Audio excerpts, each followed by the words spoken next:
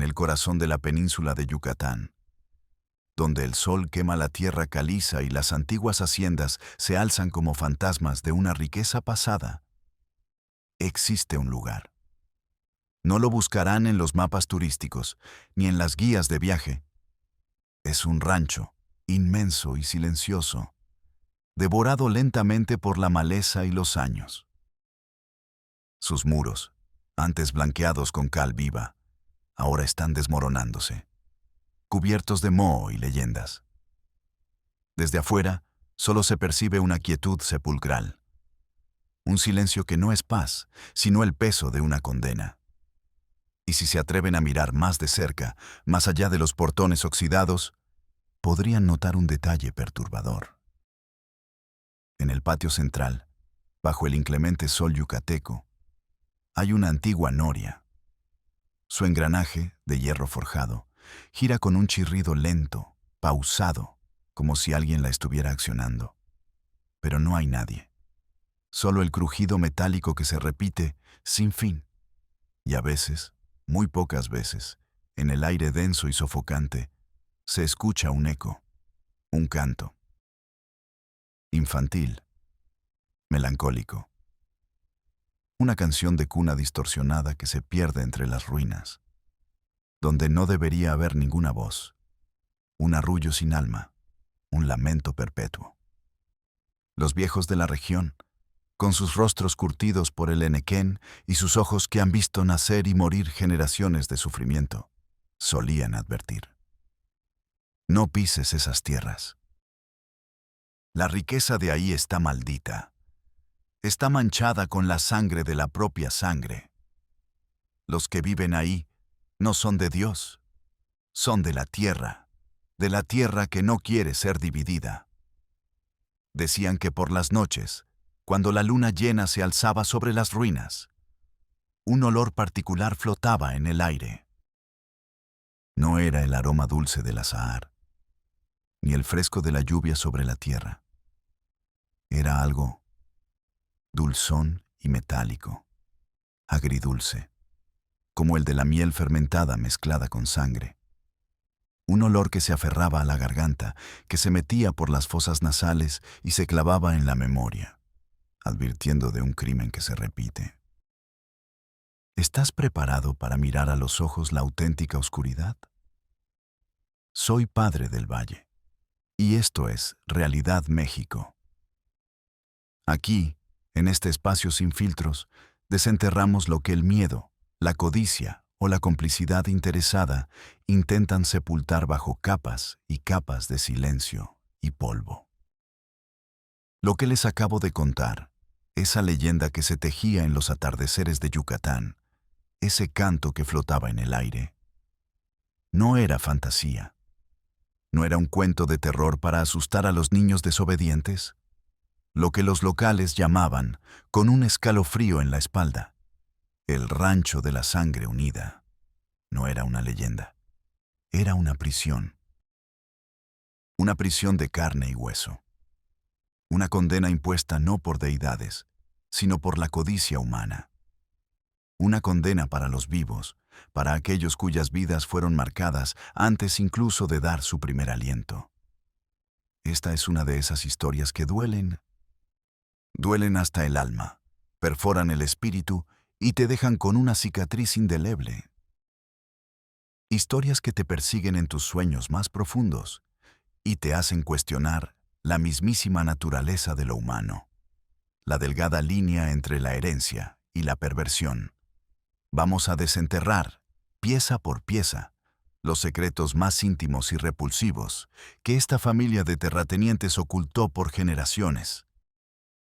Un entramado macabro de tradiciones retorcidas, de avaricia desenfrenada y de una práctica abominable que se escondía detrás de la opulencia y el aislamiento. Es una historia sobre el incesto por herencia, sobre la perversión de la sangre por el poder, sobre la fragilidad de la inocencia. Si crees que estás realmente listo para enfrentar una de las realidades más brutales de nuestro México profundo, si tu estómago puede soportar la verdad más cruda, entonces te pido que te quedes. Te pido que escuches cada palabra. Te pido que la compartas, que la grites. Y si aún no lo has hecho, te imploro, suscríbete a Realidad México. Porque la única forma de combatir la oscuridad más densa, la más insidiosa, es encendiendo una luz, aunque nos queme las manos hasta la médula. Hoy, en este preciso instante, vamos a iluminar lo impensable. Prepárense. Esto no será fácil, ni para ustedes, ni para mí. En medio de la rutina implacable de un México que lucha día a día por su existencia, entre la vorágine de lo cotidiano y el clamor de lo olvidado, emergen figuras que, sin buscarlo, sin ambiciones heroicas, se convierten en faros. Pequeñas luces en la inmensidad de la oscuridad. Este es el caso, el innegable y trágico caso, del doctor Román Aguilar. 35 años, un médico rural con la vocación a flor de piel, pero con la experiencia ya curtida por los años de servicio en las zonas más remotas. Llegó a un pequeño consultorio, en un municipio de Yucatán, hace apenas 3 años. No estaba huyendo de un pasado tormentoso, no. No era una fuga. Estaba buscando un propósito. Un propósito más allá de las paredes de un hospital de ciudad. Venía de una residencia agotadora en un centro médico de prestigio en la capital, donde la enfermedad era una estadística y los pacientes, números. Buscaba la cercanía, sí, una vida más conectada con la gente real, con las historias que se tejen en las comunidades más vulnerables. Quería sentir que su trabajo importaba, que cada diagnóstico, cada receta, cada sutura, tenía un impacto directo en una vida humana. El doctor Román era de esas personas raras, de las que ven más allá de los síntomas, más allá de lo que los ojos quieren ver o de lo que las convenciones de la medicina occidental dictan. Que no se conforman con las apariencias, por más pulcras o engañosas que éstas sean. Su rutina diaria era un collage, un mosaico de realidades médicas y sociales que se superponían. Visitaba rancherías aisladas, diagnosticaba enfermedades olvidadas por los libros de texto. Trataba heridas causadas por la dura vida del campo, a veces con éxito, a veces con la amarga derrota de la impotencia. Su día a día era un mosaico de esperanza fugaz y desilusión profunda. Había visto de todo en su corta pero intensa carrera rural. Enfermedades tropicales que diezmaban familias, desnutrición extrema que carcomía los cuerpos infantiles, nacimientos con complicaciones que se resolvían solo por milagros.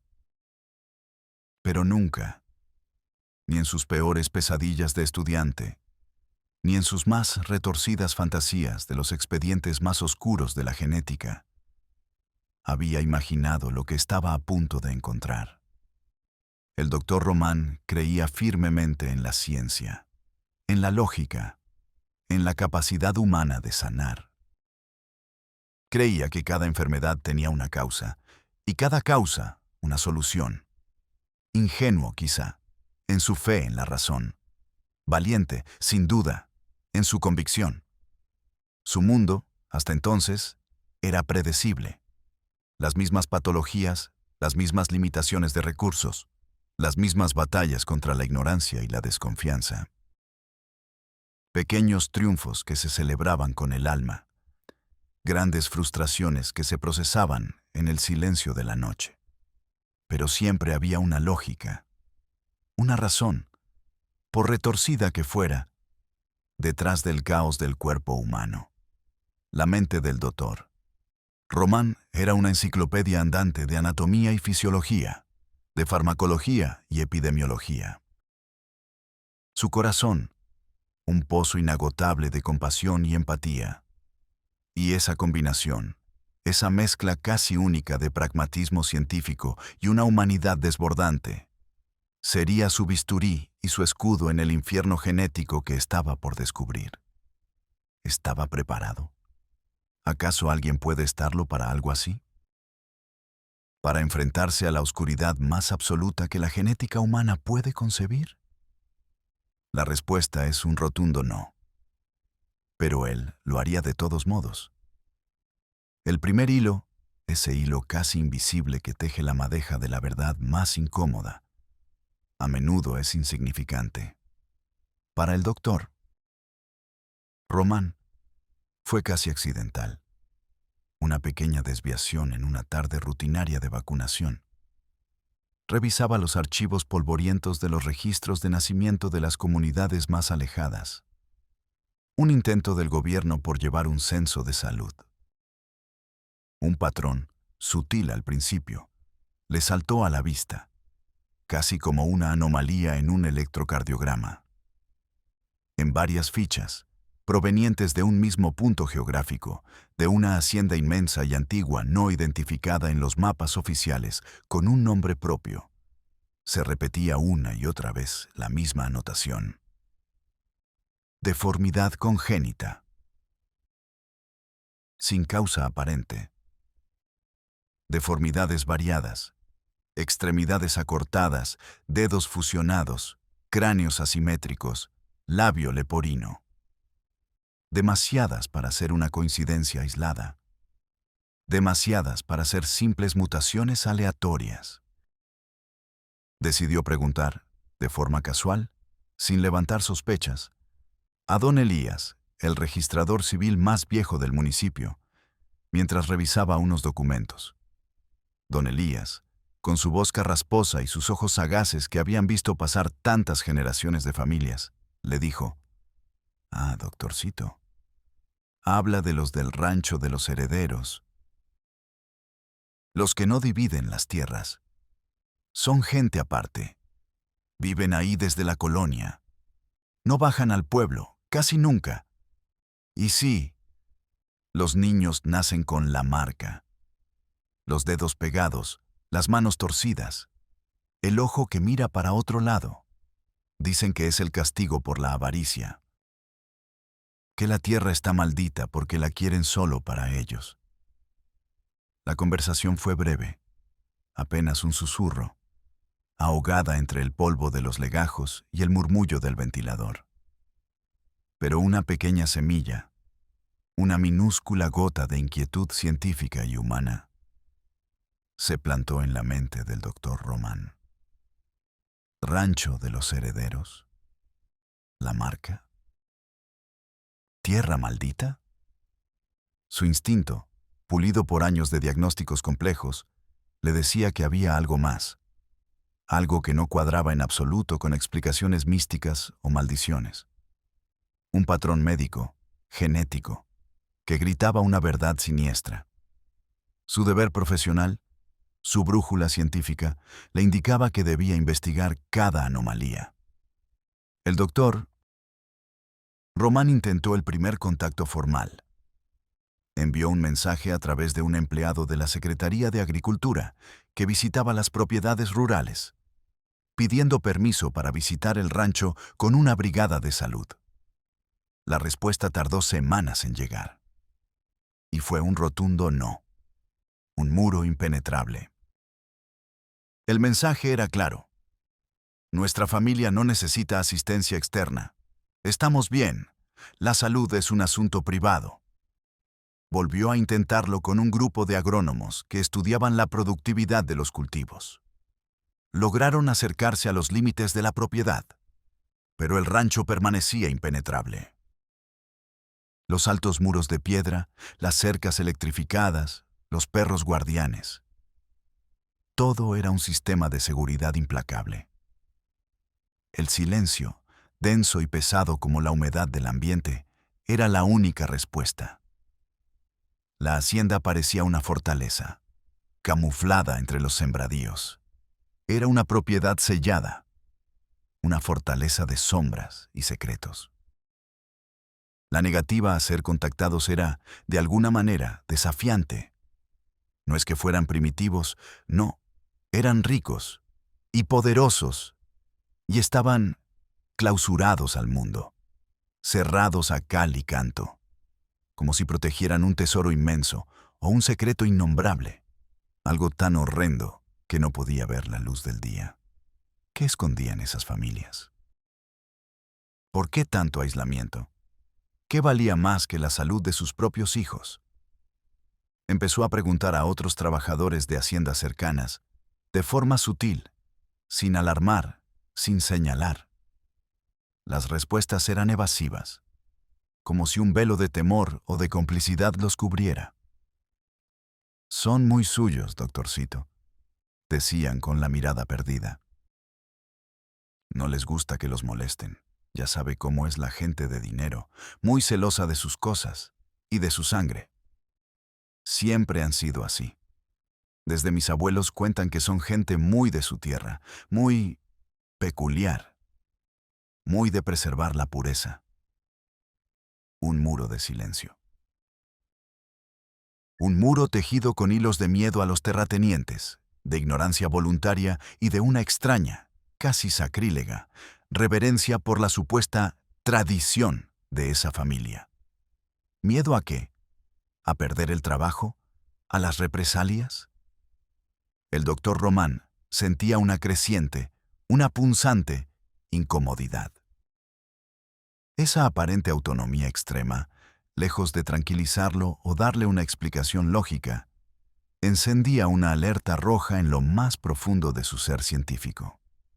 Los casos de aislamiento voluntario extremo, especialmente en familias tan adineradas, suelen esconder algo. Y lo que el doctor Román sospechaba, una sospecha fría y creciente, iba mucho más allá de un simple gusto por la privacidad o unas costumbres inusuales. Las deformidades en los registros, el hermetismo, el apego a la tierra, todo creaba un patrón de algo oculto, algo que necesitaba ser expuesto a la luz, sin importar el costo. La inacción era, para él, una complicidad con el sufrimiento.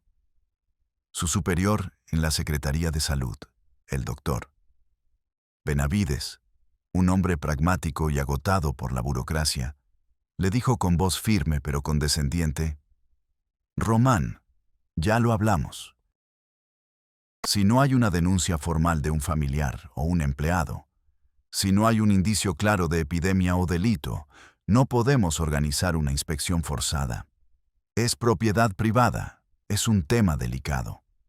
Podría generar un conflicto legal serio con gente muy poderosa».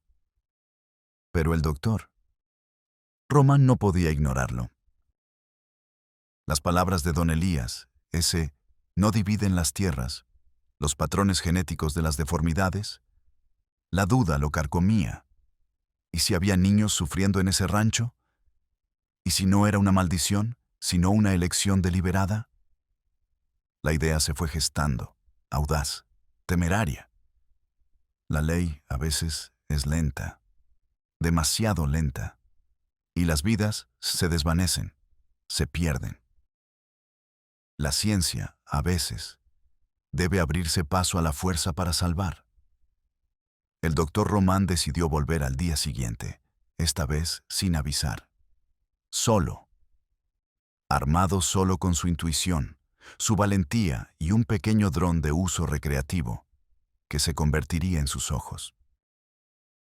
No sabía que esa decisión, ese paso audaz en la penumbra del amanecer yucateco, sería el primer escalón hacia un abismo de horror genético y desolación humana del que nunca podría salir completamente. Ni su mente, ni su alma. La mañana del día siguiente, el doctor Román Aguilar se adentró en la propiedad, solo. El sol aún no había penetrado completamente el dosel de los árboles de Ramón y Ceiba, y la hacienda estaba envuelta en una neblina densa, casi mística, que se alzaba del suelo húmedo. El aire era pesado, denso, cargado con el aroma de la tierra caliza, del enequén y de las flores silvestres. Pero a medida que se acercaba a las ruinas de la casa principal, un nuevo olor, sutil al principio, pero creciente, comenzó a manifestarse. un tufo dulzón y rancio, como de fermentación de frutas pasadas y algo más orgánico, algo enfermo, casi almizclado. El olor de un lugar donde la riqueza había escondido la podredumbre, donde el lujo cubría la negligencia. El sonido, el murmullo de la hacienda, los pocos trabajadores lejanos, el canto de las aves, eran omnipresentes, pero en la distancia a un nuevo sonido se hizo perceptible. No el canto de las aves, ni el crujido de las ramas. Era un balbuceo. Un murmullo bajo y continuo, mezclado con un sonido rítmico, como el arrastre de pies sobre los pisos de piedra.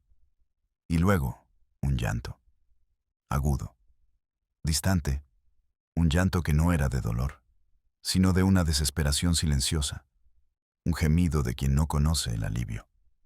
El doctor Román siguió el sonido, su corazón latiendo con fuerza contra sus costillas. Los muros de la hacienda eran tan altos y las ventanas tan escasas que apenas se distinguía el interior. Subió su pequeño dron. Sus ojos se abrieron al horror. Las imágenes del dron se transmitían a su teléfono. El patio central de la hacienda, antes majestuoso, ahora descuidado y con maleza creciendo entre las baldosas. Y ahí estaban. Las figuras. No eran muchas. Quizás una docena de personas que se movían lentamente en el calor sofocante. Pero sus formas eran incorrectas, distorsionadas. La primera figura que Román distinguió en la pantalla era un niño, sentado en el suelo de piedra. Tendría unos 5 o 6 años, pero su cabeza era desproporcionadamente grande. Su frente abultada, su cráneo irregular.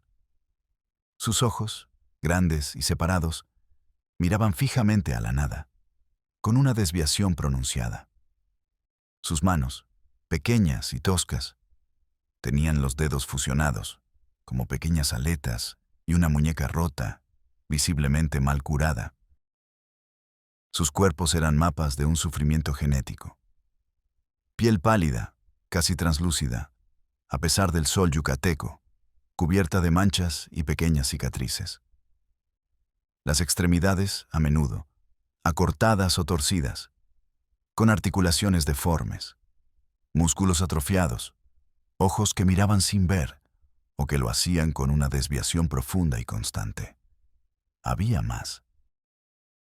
Bebés, acostados en mantas raídas en el suelo, algunos con cabezas que no eran redondas, sino alargadas o planas, otros con sus extremidades dobladas en ángulos imposibles, con labio leporino y paladar hendido visibles.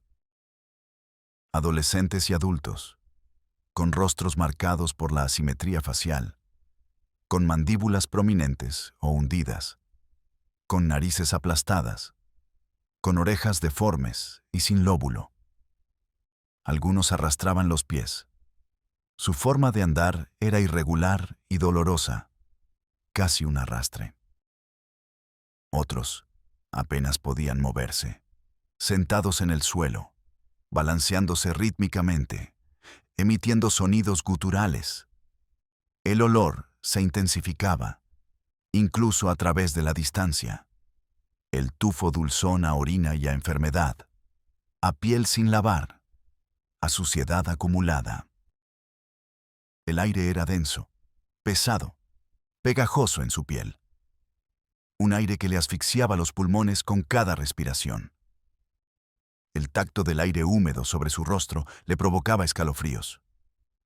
El doctor Román sintió una náusea que subía desde el estómago hasta la garganta. Una náusea que era más que física.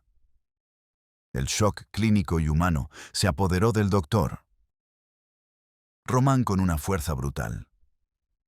Su mente médica, entrenada para diagnosticar y categorizar, se activó por reflejo, intentando imponer orden en el caos de lo que veía. Mentalmente, comenzó a enumerar. Disostosis craneofacial, sindactilia, braquidactilia, microcefalia, hidrocefalia, labio leporino, paladar hendido, retraso del desarrollo psicomotor, retraso cognitivo severo, problemas cardíacos congénitos, trastornos neurológicos y epilepsia, ceguera o visión limitada, sordera. La lista era interminable. Cada rostro, cada cuerpo, era un catálogo de malformaciones genéticas. Y no era una o dos personas. Era toda la familia, toda la descendencia. La herencia de la riqueza, la herencia del pecado. Los cuerpos de esos niños no eran mapas de abandono, sino de una carga genética que los había condenado antes de nacer. Pero su corazón, a pesar de la formación científica, a pesar del pragmatismo que lo había acompañado durante años, no podía procesar la información de la misma manera que su mente. Su corazón solo podía gritar una cosa: son niños, son personas, están sufriendo, están muriendo. La dinámica de poder en la hacienda era palpable incluso a la distancia. Un hombre anciano, con un rostro menos deforme, pero con una mirada de autoridad incuestionable y una crueldad fría, se movía entre ellos. Era don Rodrigo, el patriarca, el último heredero directo, el dueño de todo y de todos. Detrás de él, el resto de los adultos, sus rostros marcados por la misma asimetría, la misma tristeza resignada. No había quejas, no había rebelión, solo una aceptación silenciosa, casi un fatalismo heredado. Los niños, ajenos a la intrusión del dron, seguían con sus movimientos repetitivos, sus balbuceos, sus juegos solitarios con piedras y tierra. Los ojos de las mujeres, sin embargo, revelaban una profunda desesperación, un dolor contenido que se escapaba por sus miradas. Eran víctimas y, a la vez, por su inacción, cómplices de un sistema que las había destrozado. La familia vivía en un ciclo ininterrumpido de sufrimiento. El doctor Román entendió. Esto no era una enfermedad infecciosa. Esto no era desnutrición. Esto era algo más profundo, algo incrustado en la sangre, en el linaje. La causa era obvia para su mente entrenada en genética. Era incesto. Endogamia extrema, llevada al límite por la avaricia. Los terratenientes de Yucatán. Era el resultado de generaciones de reproducción dentro de la misma familia, de la misma estirpe, de la misma sangre. Todo para no dividir las tierras, para mantener la riqueza concentrada. Esto había amplificado los genes recesivos responsables de esas deformidades y enfermedades. Era la herencia del pecado original de la codicia. La herencia de una maldición autoimpuesta por el dinero. Era un infierno genético. El doctor Román sintió una náusea que no era solo por el olor repugnante. Era por la revelación de la maldad pura, no la moral, sino la económica. La inmensidad de la deshumanización que puede ocurrir cuando una familia se aísla por completo por intereses materiales. ¿Cómo era posible? ¿Cómo podía una familia tan prominente, con tantos recursos, existir de esta manera, en el corazón de un Estado, y nadie haberlo sabido? ¿Nadie haber intervenido? El peso de esa pregunta lo aplastó. El horror de lo que había visto lo perseguiría por el resto de su vida. El rancho no era solo una propiedad. Era una tumba para la pureza genética y la dignidad humana. Para entender el horror inimaginable de este rancho maldito, para desentrañar el porqué de sus deformidades y su aislamiento, debemos viajar al pasado, a los cimientos podridos de su existencia, al trauma fundacional que sembró la semilla de esta locura generacional. La historia de esta familia de terratenientes no comenzó con estos niños esqueléticos y marcados que el doctor Román encontró. Comenzó mucho antes, no con un abuso aislado, sino con una decisión fría y calculada de preservar el poder y la riqueza a toda costa. Corría el siglo XIX, la época de las grandes haciendas henequeneras en Yucatán, donde la tierra era oro verde y la acumulación de propiedad, el verdadero poder. La familia, los Herrera, era una de las más ricas y extensas de la región. Su hacienda, una joya de la arquitectura colonial, abarcaba miles de hectáreas. La historia de su origen es cruda, brutal. Los Herrera tenían una obsesión: no dividir la herencia. La tierra era sagrada, inalienable, y debía permanecer unida en una sola línea de sangre. Pero los matrimonios externos, con otras familias, significaban alianzas que podían diluir el poder, y la descendencia femenina podía llevarse parte de la propiedad. Así, el primer patriarca, don Vicente Herrera, un hombre de hierro y visión implacable, tomó una decisión radical. Una decisión que condenaría a sus descendientes. Mandó construir muros más altos, contrató más guardias y promulgó una ley interna en su familia. La sangre debe permanecer unida. La riqueza, indivisible. Los hermanos se casarán con las hermanas y los primos con las primas. Nuestro imperio se mantendrá intacto. La escena se desarrolló en el silencio opresivo de la hacienda, bajo la mirada indiferente de los dioses mayas olvidados y de las cruces de piedra de las capillas coloniales. No hubo testigos externos de las primeras uniones forzadas. No hubo gritos que alertaran. Solo el silencio opresivo de la coacción, del miedo paralizante, de la absoluta desesperación de jóvenes que perdieron su voluntad, sus destinos, su humanidad. Todo por una parcela de tierra. El primer embarazo, el primer hijo nacido de esas uniones prohibidas, fue el principio del fin. La criatura nació débil, con malformaciones evidentes, pero don Vicente, en su locura, lo interpretó no como un castigo divino, sino como una prueba de la pureza de la sangre, una señal de que el mundo exterior, con sus tentaciones y sus diluciones, era el verdadero enemigo. Una justificación para encerrarse aún más. Los dioses prueban nuestra fe en la sangre, proclamaba. Se había construido su propia teología de la endogamia, de la pureza de la estirpe, del sacrificio en aras de la herencia. Con cada nuevo nacimiento, con cada nueva deformidad más acentuada, la convicción de la familia Herrera se hacía más férrea, más inamovible.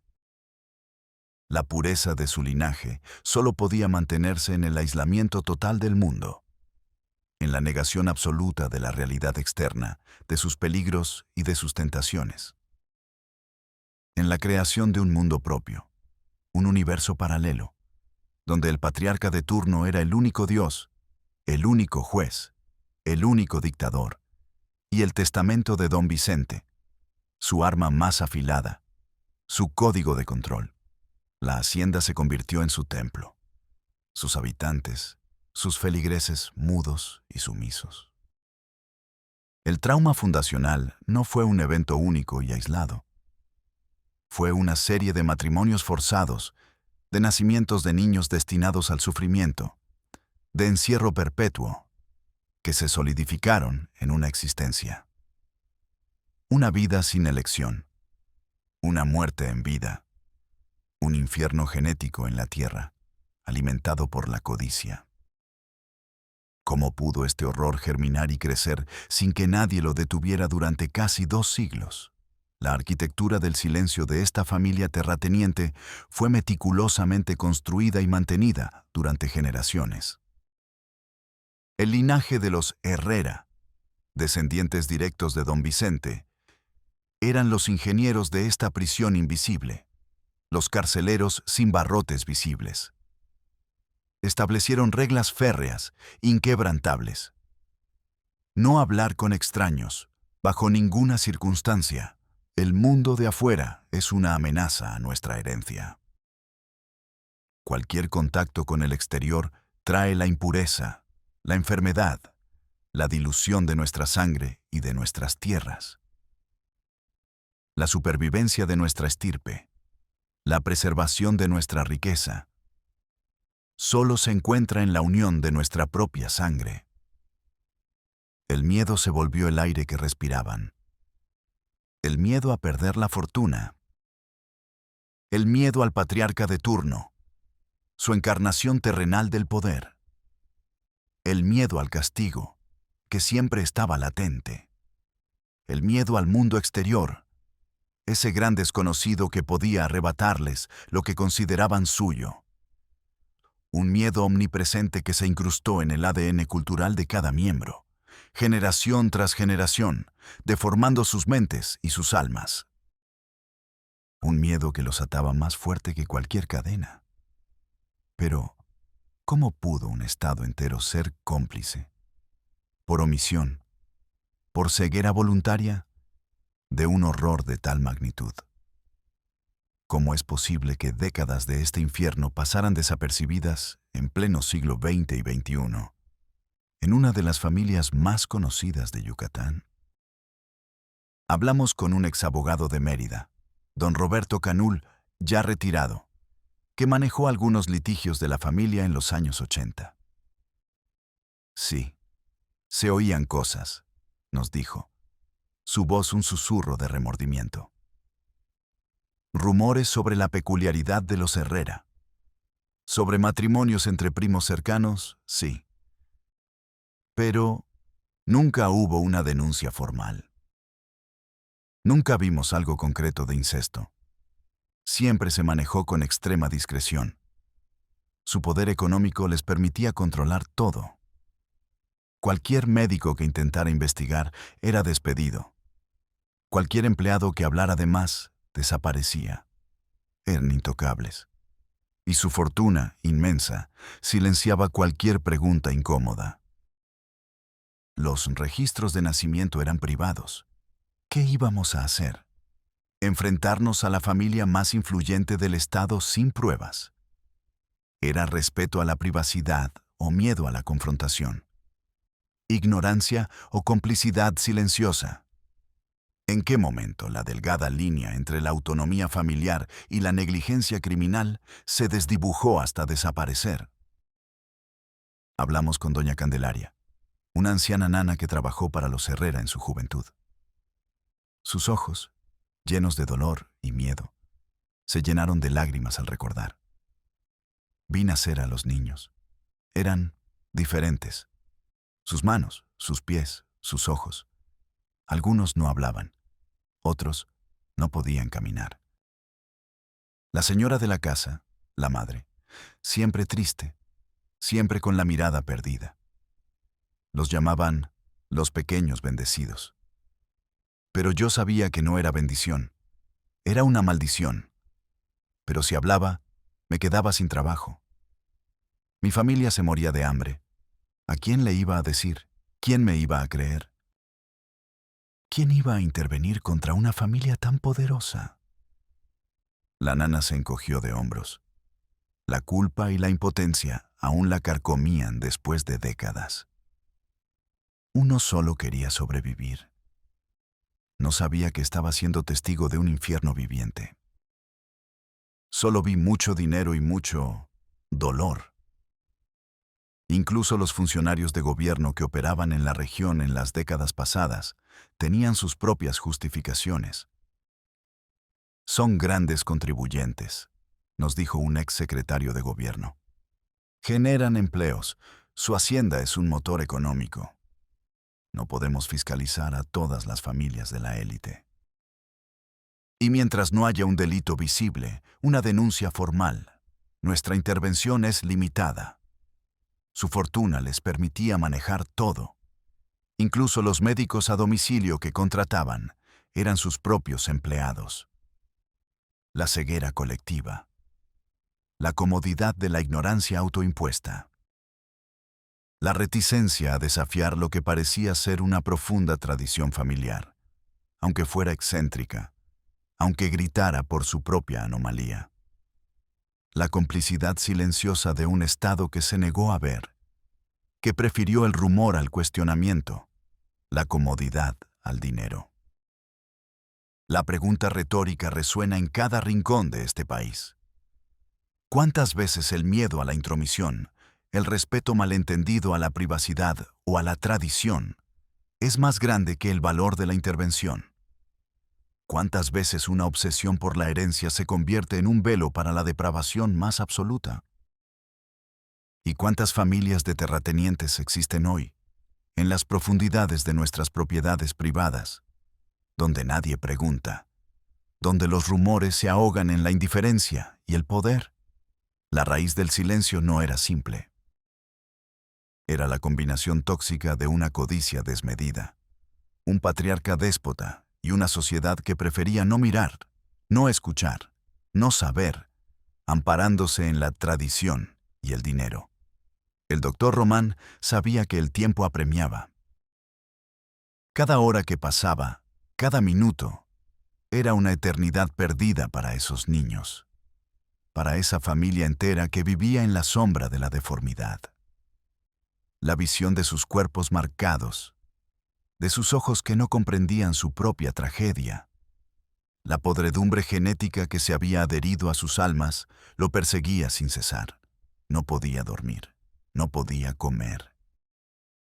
Se sentía enfermo de indignación y de impotencia. La burocracia, sin embargo, era un muro infranqueable, más sólido que la roca caliza de las haciendas yucatecas. Llamada tras llamada, oficina tras oficina, Secretaría de Salud, Fiscalías, la Comisión de Derechos Humanos. Todos los caminos lo llevaban a la misma respuesta. Necesitamos una denuncia formal de un familiar o un empleado, doctor. No podemos actuar por un simple indicio. Es propiedad privada y una familia influyente.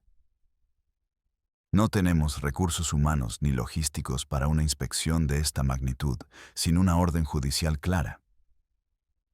Es un asunto familiar delicado, doctor. Usted sabe cómo son los usos y costumbres aquí. No podemos entrometernos en la élite. El sistema no estaba diseñado para salvar a los que había decidido olvidar, a los que había borrado del mapa de su existencia por conveniencia o por temor. Las voces al otro lado del teléfono eran apáticas, cansadas, como si el horror genético fuera parte de la rutina diaria.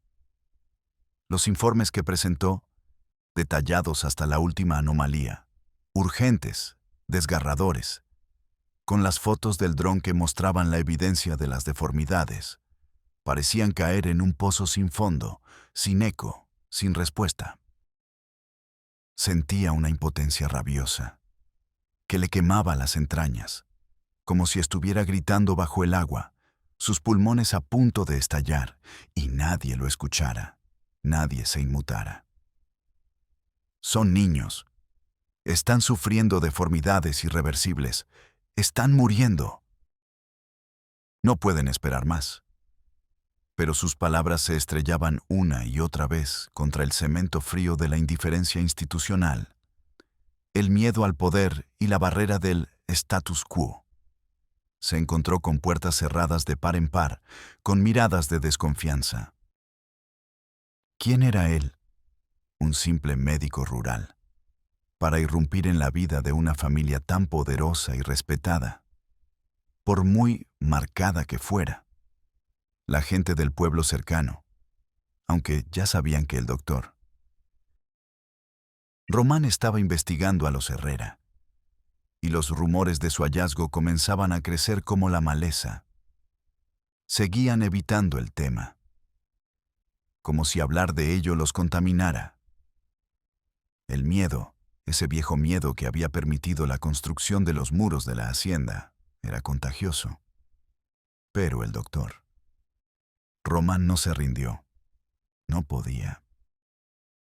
Era un guerrero de la medicina, un cruzado por la dignidad humana. Buscó apoyo en redes de contactos que había cultivado con los años, en organizaciones no gubernamentales internacionales especializadas en derechos humanos, en colegas universitarios que hacían investigación genética y bioética. Finalmente, casi al borde de la desesperación, encontró apoyo crucial en una joven periodista de investigación, Sofía Montes, con la misma chispa de idealismo que él, la misma sed de justicia y la valentía para enfrentar a los poderosos. Juntos, prepararon un informe contundente, una pieza periodística que combinaba la evidencia médica y antropológica. Un alegato desgarrador basado en la evidencia científica y los derechos fundamentales de los niños. Las pruebas del doctor Román, esas descripciones detalladas de las malformaciones, las fotos del dron, los análisis preliminares de la sangre de los pocos que habían logrado salir del rancho, ex empleados que aceptaron someterse a pruebas anónimas, que confirmaban la consanguinidad extrema, fueron innegables. Se volvieron un puñetazo directo a la cara de la indiferencia pública. La presión mediática, esta vez sí, masiva. Un reportaje televisivo, artículos en periódicos nacionales y la indignación de la sociedad. Algo se movió. Rápidamente, dolorosamente, pero se movió. La Fiscalía General del Estado, ante la evidencia contundente y la presión mediática y social, no tuvo más remedio que actuar. La escena del rescate es una de esas que te marcan para siempre. Se graba en la memoria con un fuego imborrable. Ocurrió un atardecer cálido y húmedo, cuando el sol comenzaba a teñir el cielo de naranja y púrpura. Varias camionetas de la Policía Estatal, de la Fiscalía, una ambulancia y una brigada médica y de protección civil llegaron en caravana, irrumpiendo en la quietud de la hacienda. El sonido de los motores y las sirenas, aunque silenciadas, se sintió como un rugido contenido, una advertencia, en el aire denso y temeroso de la propiedad. Los pocos trabajadores que aún quedaban en los campos, al ver el despliegue, se ocultaron rápidamente. Sus rostros una mezcla heterogénea de curiosidad morbosa, miedo palpable y una extraña, casi culpable, anticipación. La hacienda de los Herrera, por primera vez en casi 2 siglos, era el centro de atención. El secreto milenario de la avaricia se desmoronaba. Cuando la vanguardia de la policía, con orden de cateo en mano, acompañada por el doctor Román y la periodista, se abrió paso hasta el corazón de la casa principal. El silencio se rompió violentamente. El olor se derramó al exterior, nauseabundo, inconfundible, confirmando los peores temores. Don Rodrigo, el patriarca, el último heredero directo, un hombre anciano con el rostro marcado por la soberbia y la crueldad, se abalanzó sobre los agentes, balbuceando maldiciones y amenazas legales en voz alta. Intrusos, profanadores. Esto es una propiedad privada. Mi abogado los hará pedazos. Pagarán por esto. Su resistencia era feroz, impulsada por una locura que se había cocinado durante generaciones de poder absoluto y de incesto. Fue reducido y esposado. Su grito de furia ahogado por las esposas. Los demás adultos de la familia, hombres y mujeres con sus deformidades evidentes, algunos con una tristeza profunda en sus ojos, no opusieron resistencia. Solo se miraban entre ellos, confundidos, algunos llorando en silencio, otros con la mirada perdida en la nada, incapaces de comprender lo que pasaba, los niños. Esas pequeñas almas, arrancadas violentamente de su única realidad. Cuando los médicos y enfermeras los sacaron, envueltos en mantas limpias que olían a hospital y a un mundo desconocido, sus cuerpos eran temblorosos, frágiles. Sus ojos, acostumbrados a la penumbra de la hacienda, se encogieron con la luz del atardecer. incapaces de procesar el brillo. No había alegría en sus rostros, solo terror, confusión. No entendían lo que pasaba. El mundo exterior, el aire fresco y el sol acariciando sus pieles pálidas por primera vez. El sonido de las voces que no eran las de su familia. Todo era nuevo, ajeno, aterrador. Se aferraban a las mantas, a los brazos de los médicos, a cualquier cosa que les ofreciera un atisbo de seguridad, como si quisieran desaparecer, volver a la oscuridad conocida de la hacienda. No, no, tierra, balbuceó uno de los niños, su voz ronca y quebrada por la falta de uso de un lenguaje articulado. Eran como animales salvajes, asustados y desorientados por haber sido arrancados de su única realidad conocida, por muy cruel que ésta fuera. El informe médico y pericial, el que pudimos consultar en los archivos, describe con una frialdad estremecedora el hallazgo. 11 individuos de la familia Herrera, incluyendo 7 menores de edad, con un alto porcentaje de malformaciones congénitas, múltiples y severas, enfermedades genéticas recesivas y discapacidad intelectual, indicativas de incesto intergeneracional prolongado, endogamia extrema. Todos presentan retraso en el desarrollo psicomotor y cognitivo, así como deficiencias nutricionales crónicas y atención médica nula. El patriarca, don Rodrigo Herrera, detenido por secuestro, abuso sexual, abandono de personas y asociación delictuosa. La justicia, aunque tardía y compleja, había llegado, pero el camino de la sanación, ese camino arduo y sinuoso, apenas comenzaba. La batalla más dura aún estaba por venir. ¿Cómo se reconstruyen almas y cuerpos rotos por la propia sangre y la avaricia desmedida? La liberación de la hacienda de los Herrera fue, como hemos dicho, solo el principio. Un primer aliento en una vida que nunca antes había respirado, más allá de los muros de la hacienda y el horror genético.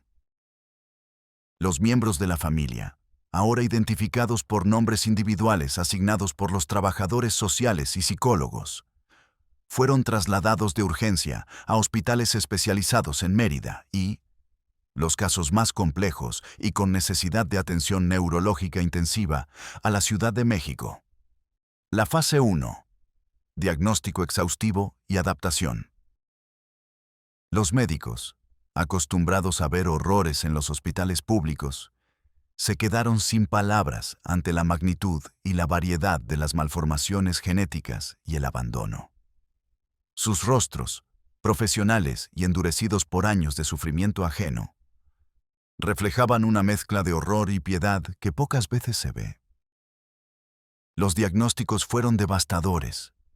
Una lista interminable de sufrimientos inscritos en su ADN y en sus cuerpos.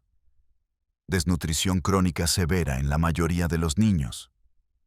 Anemia profunda que les robaba cualquier vitalidad y color. Raquitismo avanzado que había deformado grotescamente sus huesos, dándoles una apariencia frágil y retorcida. Úlceras. Por presión en sus pequeños cuerpos inmóviles o con movilidad limitada.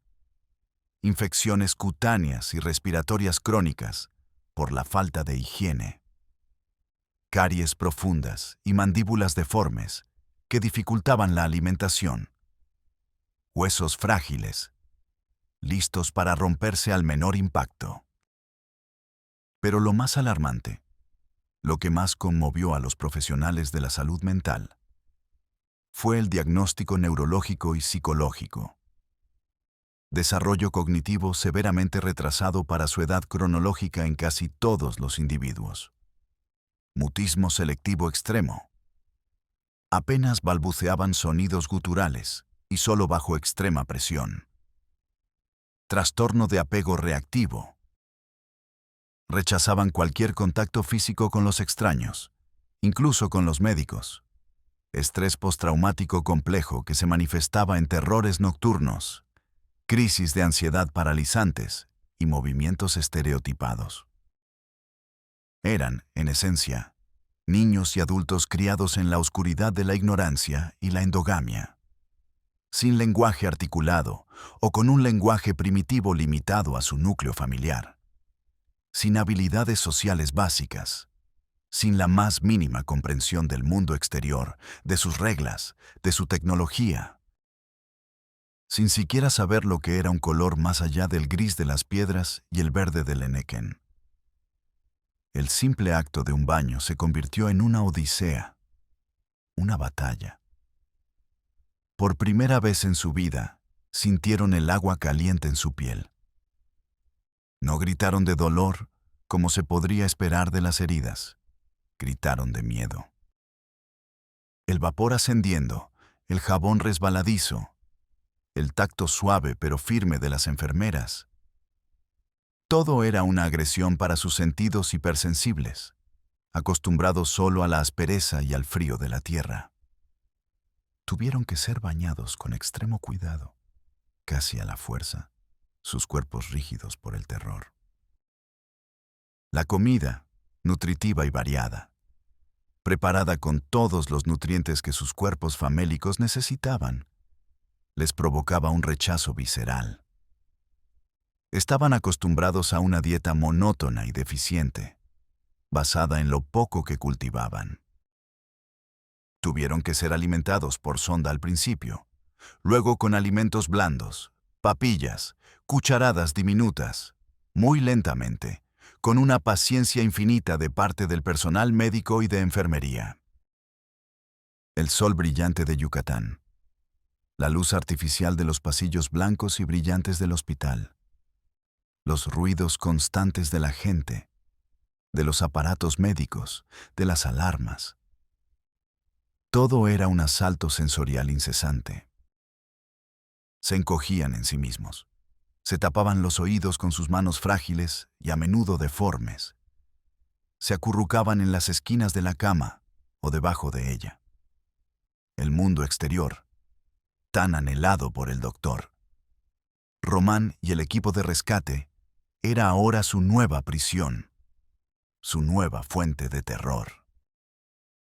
¿Cómo les explicas la libertad a quienes solo han conocido la oscuridad y la coacción? ¿Cómo les enseñas a vivir a quienes nunca han vivido una vida plena? La adaptación a la vida en el hospital fue un tormento para ellos, y para el personal, un desafío monumental. La soledad y el miedo eran su única compañía conocida. Fase 2. Los nuevos vínculos. El proceso de recuperación, como era de esperarse, sería largo, agotador y lleno de altibajos emocionales, de regresiones y pequeños avances que se celebraban como grandes victorias.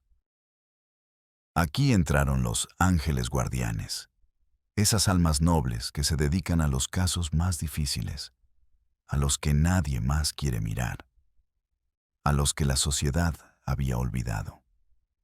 La Dora, Elena Vargas, una terapeuta infantil con años de experiencia en traumas complejos y especializada en niños con discapacidades, se convirtió en su sombra, en su confidente silenciosa. Paciente, incansable, dedicando horas interminables a construir puentes de confianza con cada pequeña victoria, cada mirada sostenida, cada respiración un poco menos agitada, cada pequeño movimiento voluntario. El maestro Roberto García, un educador especial con una paciencia casi infinita, dedicado a enseñarles el lenguaje básico, los números, el mundo a través de juegos simples, de canciones infantiles, de cuentos con dibujos adaptados. Y los primeros hogares de acogida, familias seleccionadas con extremo cuidado por el DIF, que abrieron sus puertas con una generosidad infinita, dispuestas a enfrentar lo desconocido, a amar lo que estaba roto, a sanar lo que parecía insalvable, a desaprender años de trauma. Meses de trabajo, de repetición constante, de pequeños avances que, para el equipo y las familias de acogida, parecían milagros de la vida misma. Señales de esperanza en un panorama sombrío. La primera vez que uno de los niños, un pequeño llamado Diego, con un labio leporino corregido quirúrgicamente, pronunció una palabra articulada fuera del balbuceo gutural. ¡Pelota! Su voz era apenas un susurro, rasposa por la falta de uso y la malformación, pero para el doctor Román, para Elena, para Roberto, fue el sonido más hermoso, la sinfonía más grandiosa que habían escuchado jamás. Un himno a la esperanza, un grito de vida. La primera vez que una de las niñas, Sofía, con una deformidad en las extremidades, permitió que la doctora Vargas la abrazara. No fue un abrazo espontáneo, no. Fue un abrazo torpe, incierto, tenso al principio, pero que se relajó lentamente, transmitiendo una necesidad profunda, ancestral de contacto humano y seguridad. La primera vez que se rieron fue con un juguete sencillo, un coche de juguete. Una risa seca, extraña al principio, casi forzada, como si no supieran cómo hacerla, pero que se fue soltando, transformándose lentamente en el sonido puro y cristalino de la infancia que nunca habían tenido. La primera vez que se vieron en un espejo y no gritaron de miedo. Se miraron, curiosos, como si vieran a un extraño, un ser ajeno a ellos mismos. Pero había un atisbo de reconocimiento. Eran pequeños pasos en una maratón de dolor y esperanza, en una batalla por recuperar una vida que les había sido arrebatada. La terapia era intensiva, multidisciplinaria y adaptada a cada caso. Dibujos, juegos simbólicos con plastilina, musicoterapia para estimular el lenguaje y las emociones, terapia con animales de compañía para fomentar el apego y la confianza, el arte, como un puente hacia su inconsciente, una ventana a su mundo interno, una forma de expresar lo inexpresable. Los niños dibujaban sin cesar. Al principio, solo líneas y manchas. Luego, formas, siempre oscuras. Siempre figuras encorvadas. El arte, su única forma de comunicarse con un mundo que no entendía su lenguaje. Los más jóvenes comenzaban a balbucear frases cortas, a reconocer nombres, a señalar objetos. Los que tenían más movilidad exploraban, con miedo, su nuevo entorno. La confianza se construía ladrillo a ladrillo, con cada promesa cumplida, con cada caricia suave, con cada hora de escucha activa y de presencia incondicional. El doctor Román los visitaba a menudo. Se sentaba con ellos, solo respiraba su mismo aire. No hablaba mucho, solo los observaba y esperaba. Esperaba esa pequeña señal de que el trabajo valía la pena, de que las semillas estaban germinando en un suelo árido. Fase 3. Las cicatrices que no cierran. Porque la recuperación no es lineal. No es una carretera recta hacia la luz, un camino fácil y predecible. Es un camino sinuoso, lleno de baches, de curvas cerradas y de precipicios inesperados, de recaídas dolorosas. Las pesadillas eran frecuentes, gritos ahogados en la noche que aterrorizaban a sus familias de acogida y hacían retroceder el progreso de semanas. Miedos irracionales que aparecían de la nada. Miedo a la oscuridad más absoluta, recordando el interior de la hacienda, a los sonidos fuertes e inesperados, los truenos, el estallido de un motor, a los extraños. Cualquier persona ajena al equipo de confianza, incluso a la comida si no era la habitual. Crisis de ansiedad que los paralizaban, devolviéndolos mentalmente a los días de encierro, al horror de sus vidas pasadas.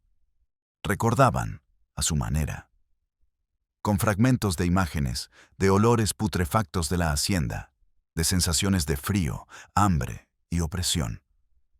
Una vez, Diego, el niño del labio leporino, se negó a comer por días. Volvió a la anorexia nerviosa severa que había padecido al principio, la que casi le cuesta la vida en el hospital.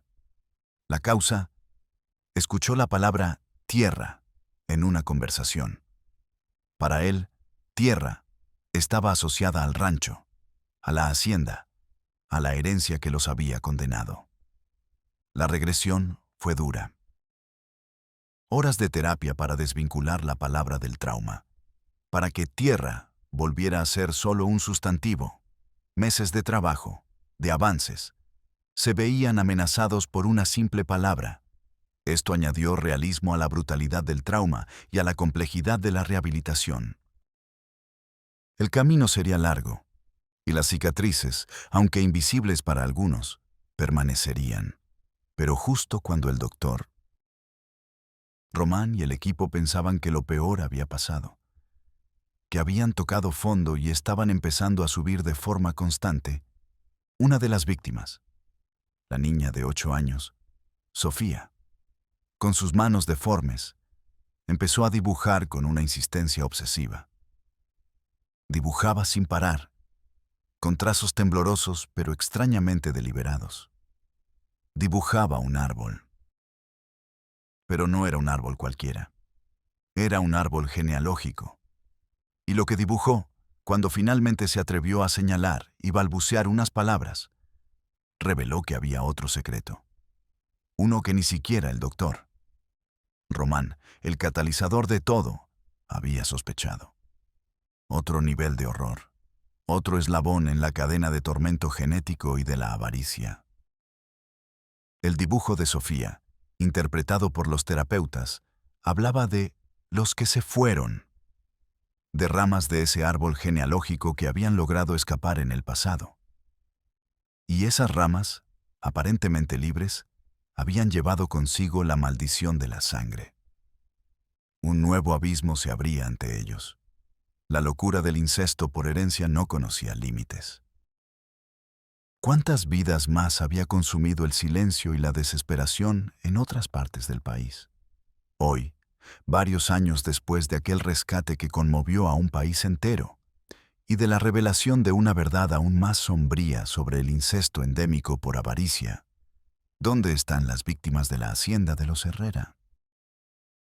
Los niños, ahora jóvenes adolescentes y algunos jóvenes adultos, han logrado, milagrosamente, construir vidas. Con sus cicatrices profundas, grabadas a fuego en sus cuerpos y en sus almas, sí.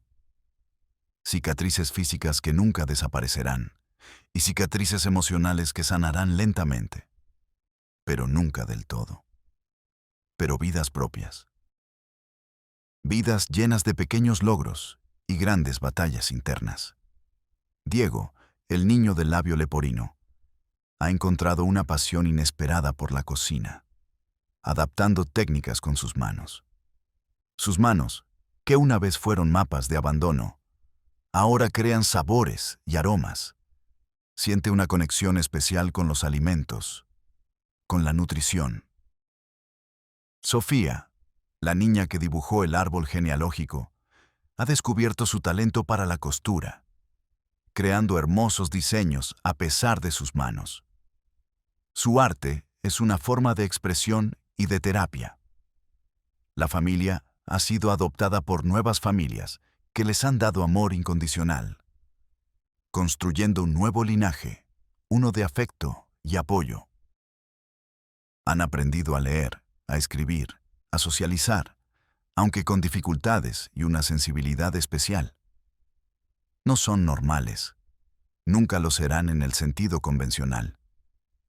Pero son libres, son resilientes, son sobrevivientes, son el eco de una esperanza, la prueba de que el amor puede vencer a la codicia. ¿Y los captores? ¿Los arquitectos de este infierno genético por herencia?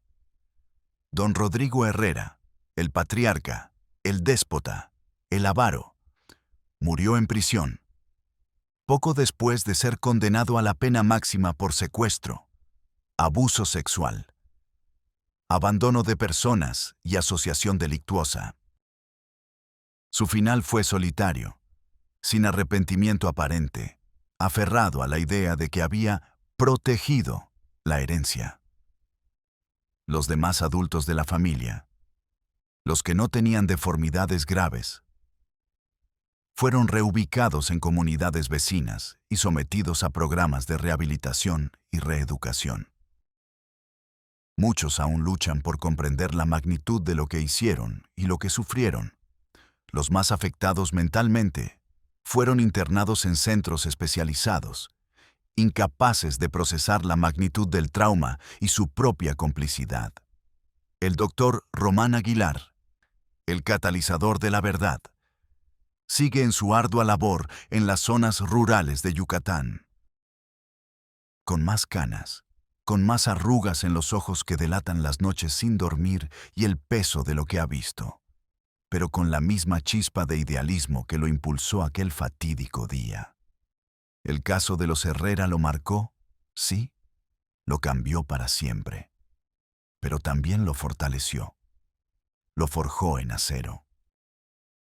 Se ha convertido en una voz incansable por la salud de las comunidades rurales y la prevención del incesto, especialmente en casos de herencia y poder.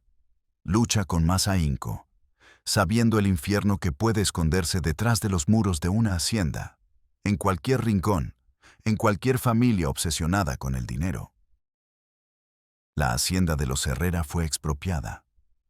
Sus tierras entregadas a los campesinos que por generaciones las habían trabajado. Sus muros, ahora, solo son un recuerdo de la avaricia.